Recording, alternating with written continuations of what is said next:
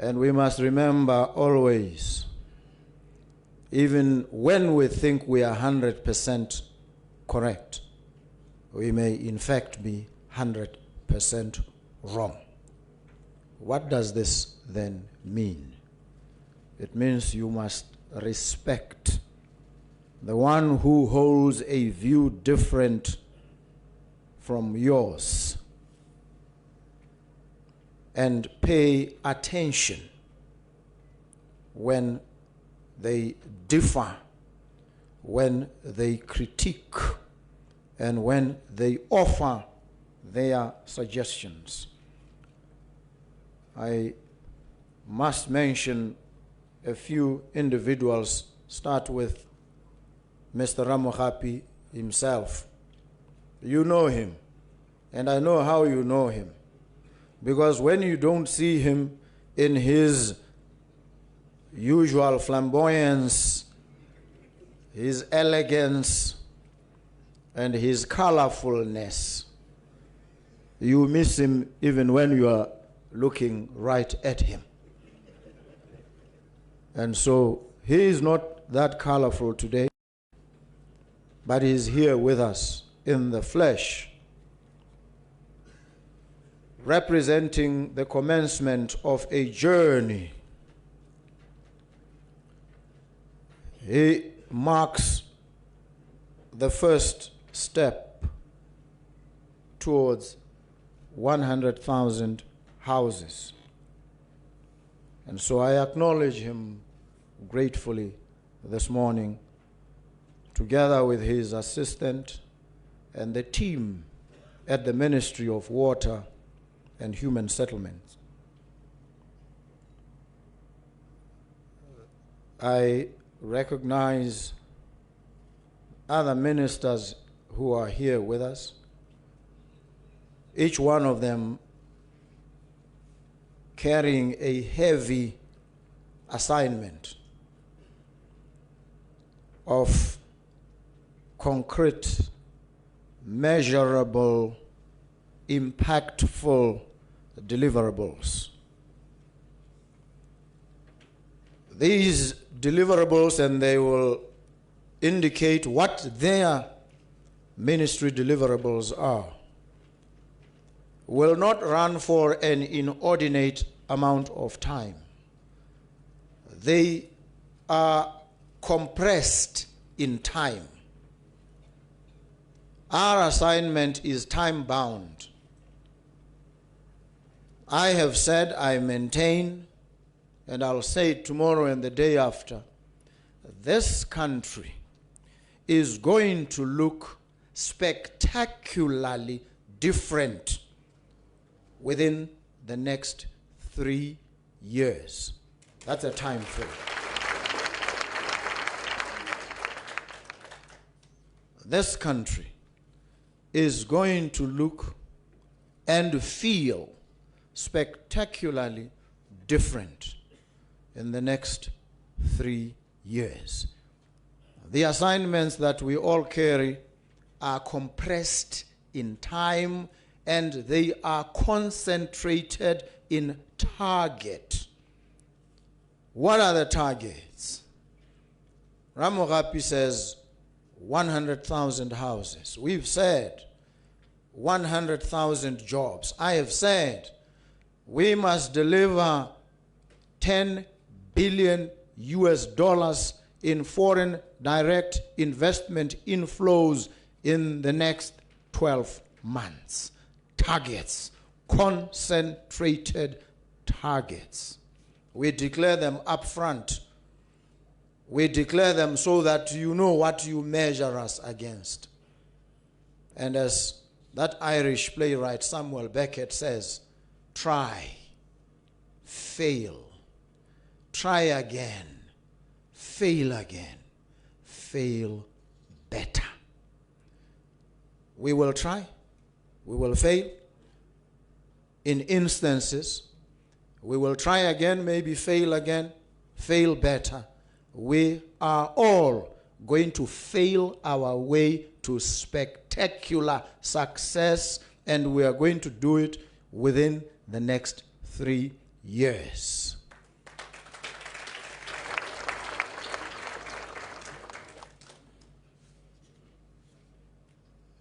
I have a team of people that I work with. They sometimes think I'm their boss. They don't realize that they are my bosses,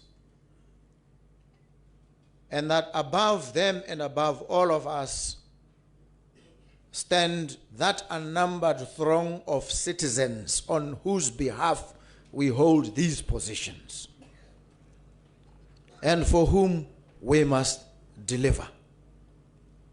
And indeed, we shall deliver. We dare not fail.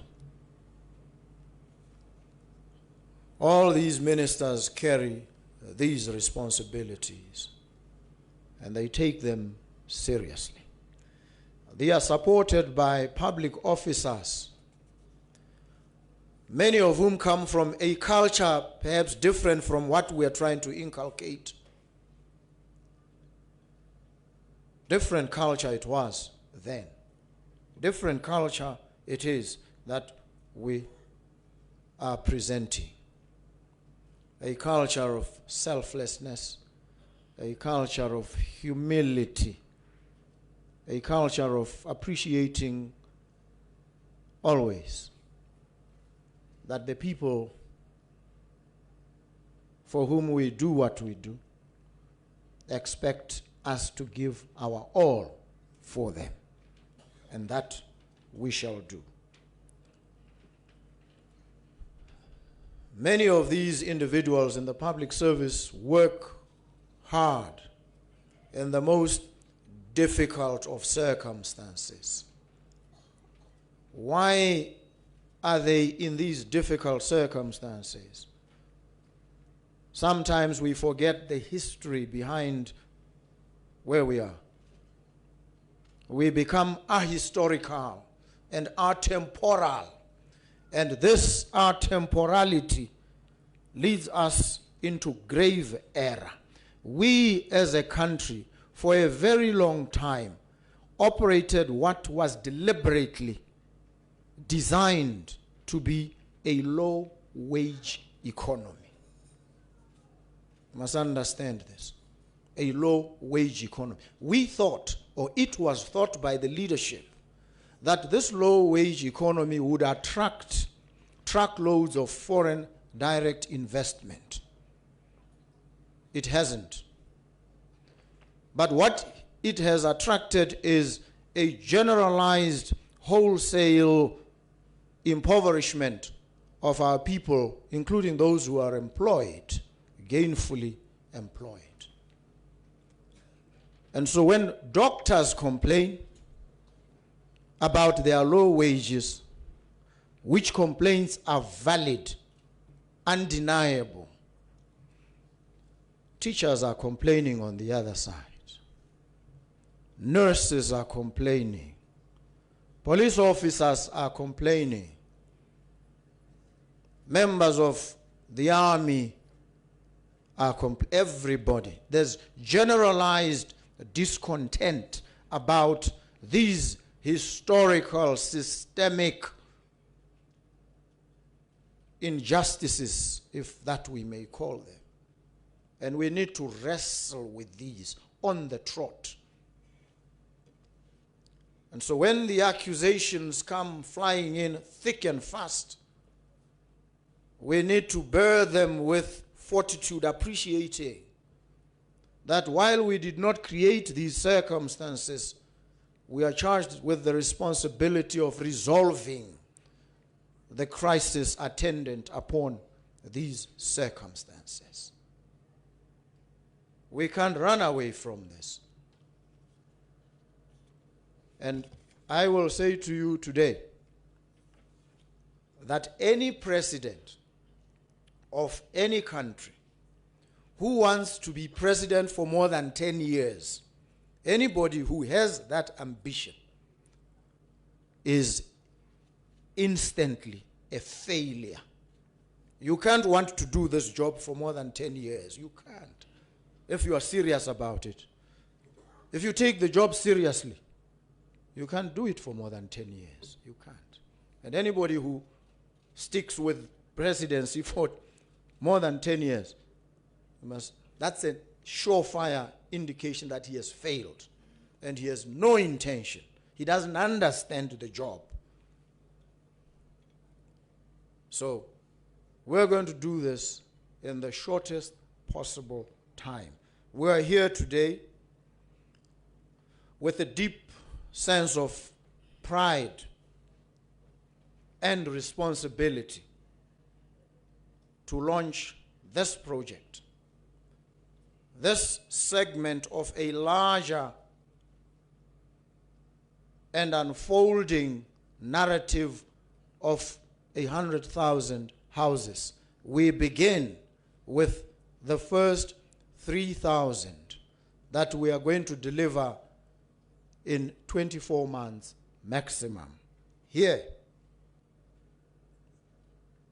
And you all bear witness to this commencement. We want to afford every citizen not just shelter,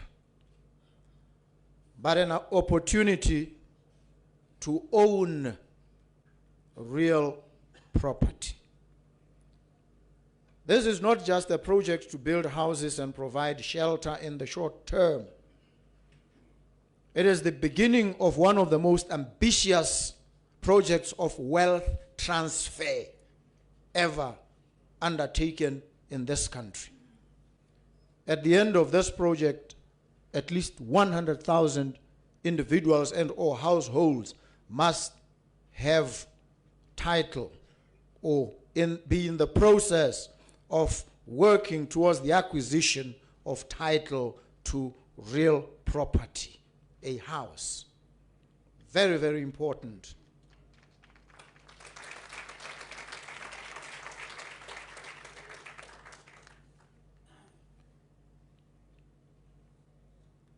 Wealth, democratization of wealth. We want people to access a decent livelihood. We are about human rights. All my life, I've fought for human rights.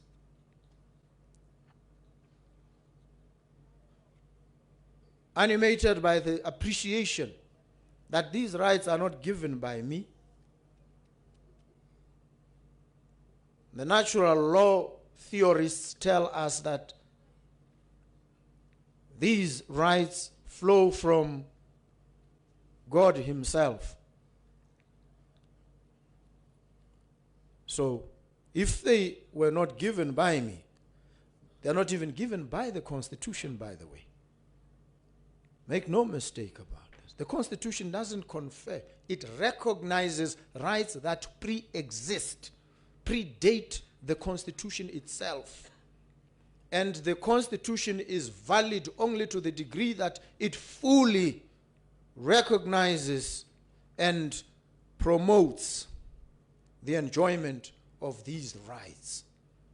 So they are not given by me. Don't thank me when your rights are realized. It's not a favor that I extend. It is an obligation. I have to discharge this obligation if I'm serious about the assignment that you've given me.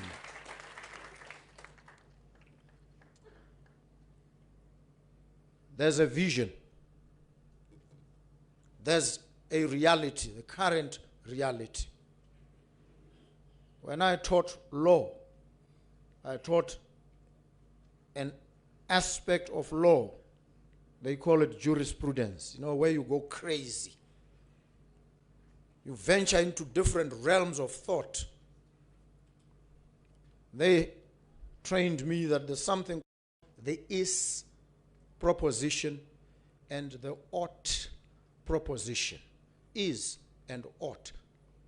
Is describes where we are, the current reality of landlessness, homelessness, poverty, unemployment, low wages, lack of access to investable resources, lack of opportunities for people to earn livelihoods. That is the is proposition. That's where we are. Where ought we to be as a nation? We ought to be in a place where the majority, if not all, of our people have access to decent housing, own property, have a decent livelihood. That is where we ought to be. That's the vision. It is clear. It is precise. But this vision is not self-executing. It doesn't realize itself. You don't state it and then it happens. It now depends on agency, human agency. Who are the people to realize and deliver this vision? What are the institutions that must take us there? When I studied, they called it structural ambition. We need to reflect on the current institutions and practices. We want to deliver 100,000 houses. How many have we delivered in the past? What has impeded the delivery? Maybe the methods, the approaches, the thought patterns that we employed were not properly suited to the attainment of the ought proposition. So we need to change how we do things and realize the ambitions are compressed in time. We must deliver them in the shortest possible time. And I've said 3 years. Ramohapi says 2. Sets himself a very bold ambition. And I like that. I appreciate a person who does that. And he will receive all the support that he needs to realize on behalf of this nation. What does this then require of us? The institutions. We have Botswana Housing Corporation as one of the institutions. We are now expanding, broadening the space, and inviting mini BHCs across the country. Each and every one of you must become a Botswana Housing Corporation. Build houses, if you can, for our people. So you must become part of this movement. You must enlist, enroll your company, enroll your financial institution. I'm talking to the financiers, the banks. Your institution must become a part of this process. Why? Because finance, left to its own devices, can in fact be very dangerous. Unregulated finance operating for its own sake, finance is a bad master. But finance can be a very good servant of development. So we're going to enlist finance in the service of these broad interests of development and home ownership for our people. Finance. An old woman or man who earns 1.4 at the moment and will earn 1.8 certainly, without any doubt, soon, must be able to afford one of these houses that are going to be built. With that 1.8, a small portion thereof must be capable of deployment for the acquisition of this house. That's what we need to do. And that's what we're going to do. That's what Ramohapi has set himself and his team. And so for this project, we have Ongos, entering into a partnership with Botswana Housing Corporation to deliver on this mandate of 3,000 houses. You've heard the eminent President of the Customary Court saying he's already circling out 104 of these houses. You've heard him. Please heed what he says.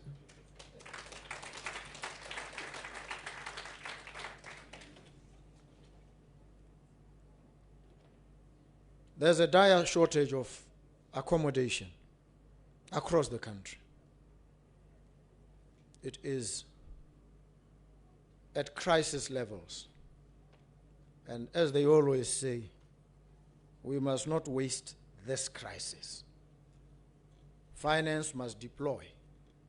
All the smart thinkers out there who can fashion appropriate solutions must deploy so that in this partnership between the private sector and the public sector, we can have as a sustainable, durable relationship that solves these problems that our society faces.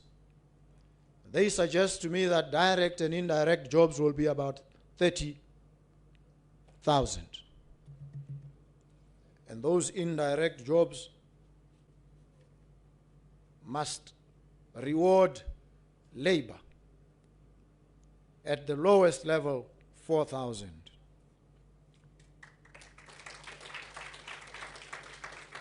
Happily, labor and capital converge here at this point of need, and capital has, without being compelled,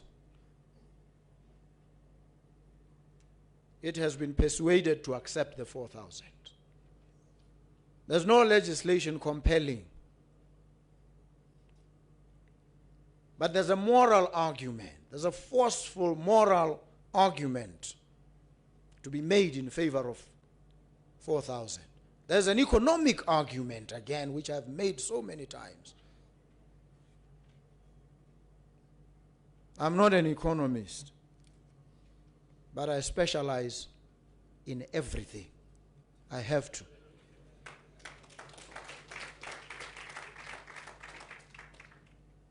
So we are here today, all of us, to begin this project led by the Ministry of Water and Human Settlements and Botswana Housing Corporation with their private sector partner, Ongos Group, to give our people faith, renewed faith and confidence in their country and in themselves. When I'm done, together with these teams, at the end of the tenure, when I walk away, I'll leave you a totally different country.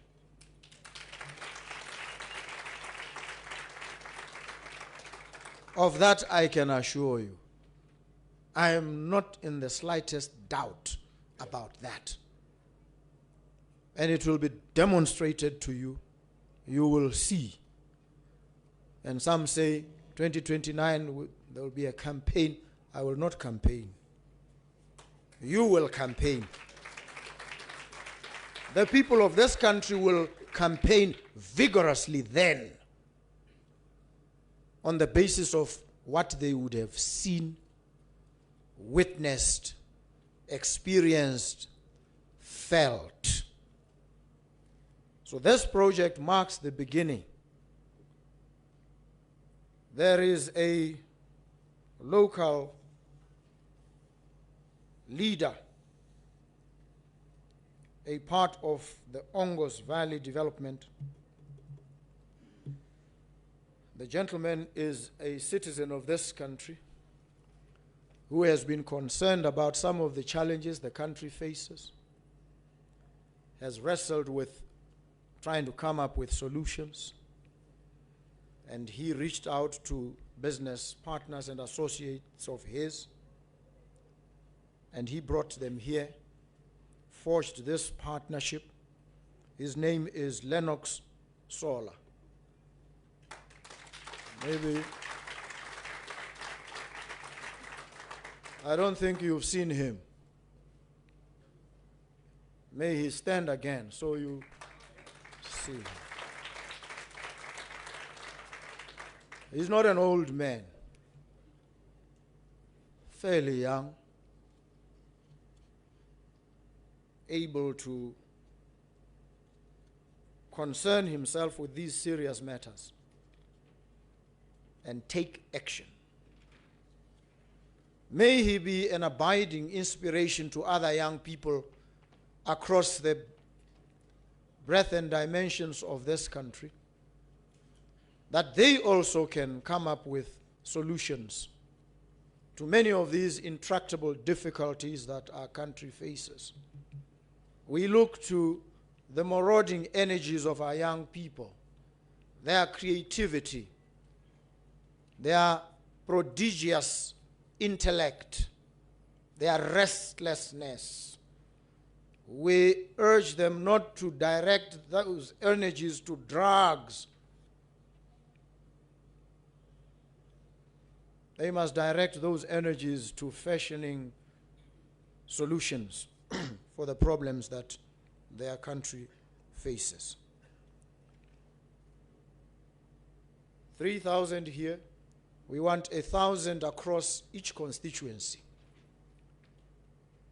And you know, there's been no debate in Parliament, on the floor of Parliament. No member of Parliament has had to stand up and say, can I please have 1,000 houses in my constituency? There's no need for that. There should never be any need for any member of Parliament to beg for the delivery of services in any locality. There should never be need, because it is an obligation of society, of a government, this assemblage of men and women to whom you've entrusted the responsibility of leading. It is upon them to ensure that we never have to argue and quarrel about what our people need. Their fundamental rights, find the bright lines of what they need. Why should we argue? We can only quarrel about when, how, not whether. This is what this new nation of Botswana is actually about. We are going to argue about real serious issues in a serious way. And we will argue, we have to, about serious matters. Not frivolity, not trivia, not name-calling, not cheap political point scoring, not soundbite politics, substance. That's where the argument is, on the borderlines, the wild lands of imagination, substance. Appreciating always that there are no blueprints. It's about pathways. This is what we are dealing with. And so we are going to deliver the 100,000 jobs in 12 months. We have begun. We are going to deliver the 100,000 houses. 3 years. We are going to change this country spectacularly. 3 years. These dignitaries who sang for you the national anthem today, I'm told they come from St. Joseph's. Brilliant, dynamic, beautiful people, the future of this country.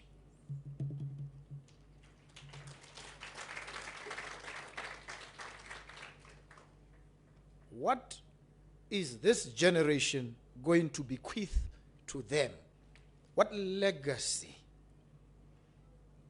And I stand here as a bearer of the flame, relaying a message of hope across generations through the vast expanses of time and climate, saying to them, I will give you, when I leave, a country you will be proud of, a country you will love,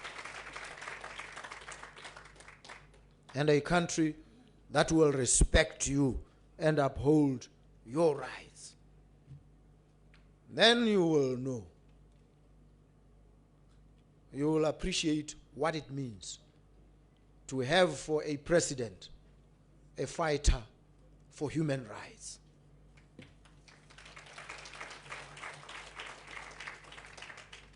And I know people, everybody, it's now in vogue, it's fashionable. I'm a human rights this, I'm a human rights lawyer. Are you? What human rights issues have you championed? I'm not talking debt collection. That's not lawyering even. Don't tell me about a debt collector claiming to be a lawyer. Don't have time for such. Deputy sheriffs can do it and maybe even do it better. I'm talking fighting for human rights, standing in the front lines, putting your body on the line. What have you done? Where's your track record? That's what it's about. And when we all exit, what we leave behind must speak for us and for those that come after us. This project will speak for Rera Mogapi. With it, and with the 100,000 houses, he's beginning to write the letters of his name on the doors of eternity. He is immortalizing himself and his team.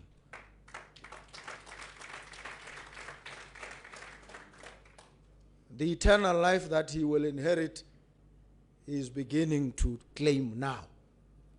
That's a legacy. And as I look in the crowd, I see Mr. Umpile Suhuruti, friend of mine. I only knew him from a distance when he was running a show on BTV. I thought that was his full-time job, actually. And I bumped into him in Harare. He came to me and said to me, Mr. President, you need me. You need me. Look at this arrogant chap. Walks up to me and says, you need me. You need me desperately. You need me because without a person like me, you will not succeed in the ambitions that you have. And I listened. He followed up. And at a certain point, I invited him to make a submission, to come and plead his case. Tell me why I need him. He sat there, called the staff, permanent secretary to the everybody. I sat them there and said, let's hear what this gentleman has to say. And he came, he spoke. When we finished, when he was done, I looked at the permanent secretary to the president and I said, within 1 week, let this man start.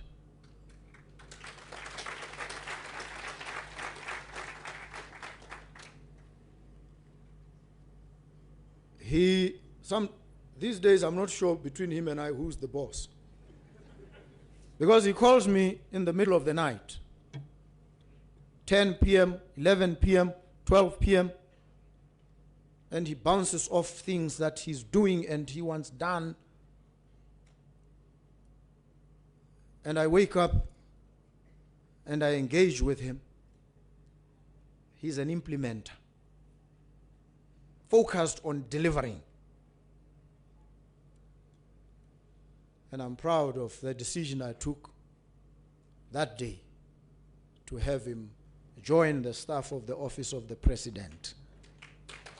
You may stand so they can see you.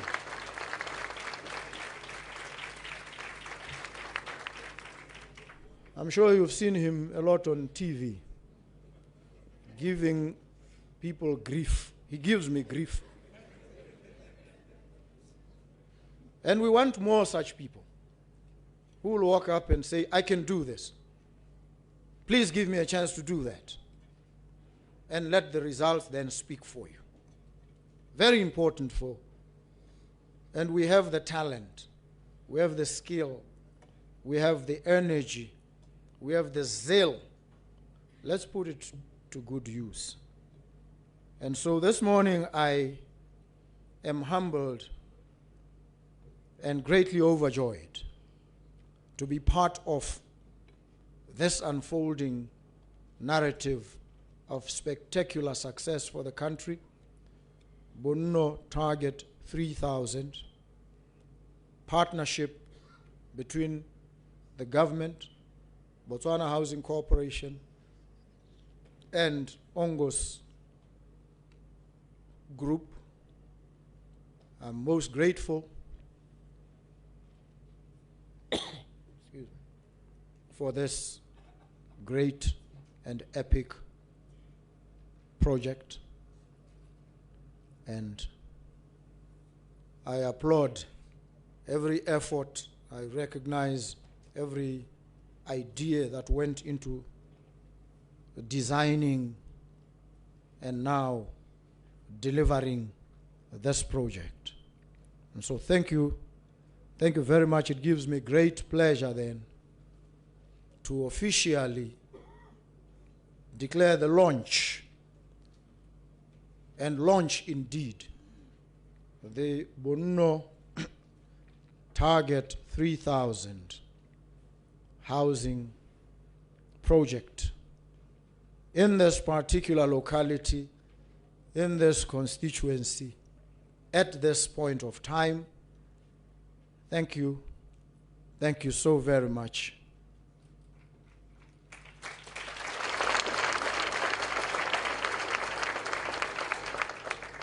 Thank you for the privilege of your company here today